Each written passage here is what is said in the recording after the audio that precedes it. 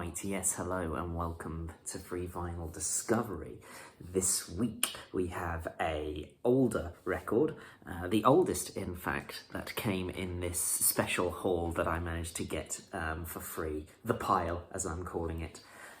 Today we're going to be talking about Simon & Garfunkel, Bridge Over Troubled Water, which is an album that needs no introduction. I've been aware of Simon & Garfunkel for many a year, and they are one of my all-time favourites, so I was very pleased to see this in the pile, for it is my first Simon & Garfunkel record. Mostly when I'm buying vinyl, I tend to lean in further towards the 80s, at the very least into albums that I have heard in full, although if you've seen my contributions on Williams Schmilliams, you know that I often break that rule.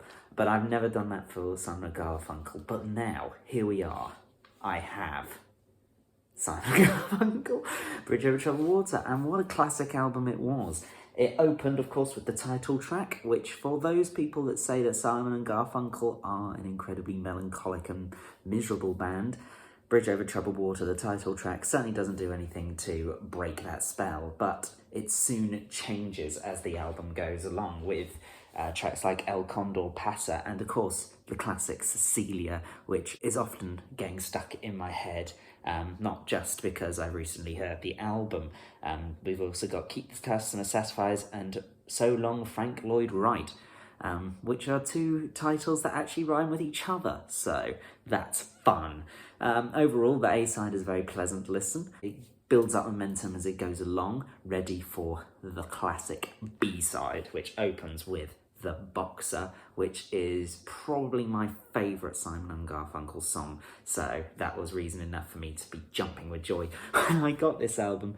It then went on to Baby Driver, which I hadn't heard until listening to this album, and what a fun track it is. Really do enjoy that one. Followed then by The Only Living Boy in New York, which was the last track that I'd heard of. Don't worry, the rest of it is all new discovery for me.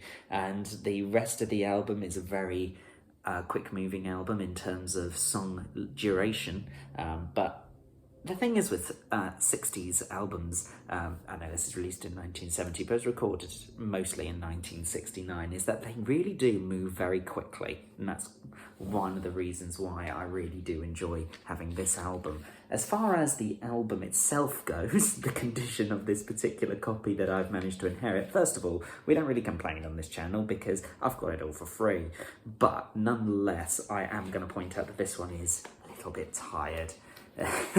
It's not a gatefold album, that's just how it is. Also, inside, I'm not 100% certain that this is how it came. If it did, I'd be surprised.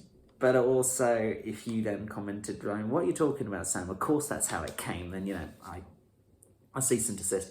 It's a little bit tatty, but fortunately the record played perfectly. I have no complaints in that regard.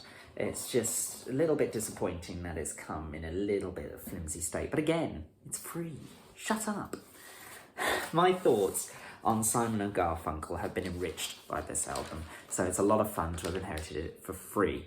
Have you got a lot of fond memories of Simon & Garfunkel, of this album? Do you have a better copy of this? Share your experiences down in the comments. I'm really excited by the discussion. I want to learn more about music, even though this is an artist that arguably I know more about than most in this series. I'm still really keen to talk about it, so tell me your experiences and what you think of my really clipped commentary. Thank you very much for watching. Join us next time if you dare, and I will continue to go down this rabbit hole of vinyl discovery.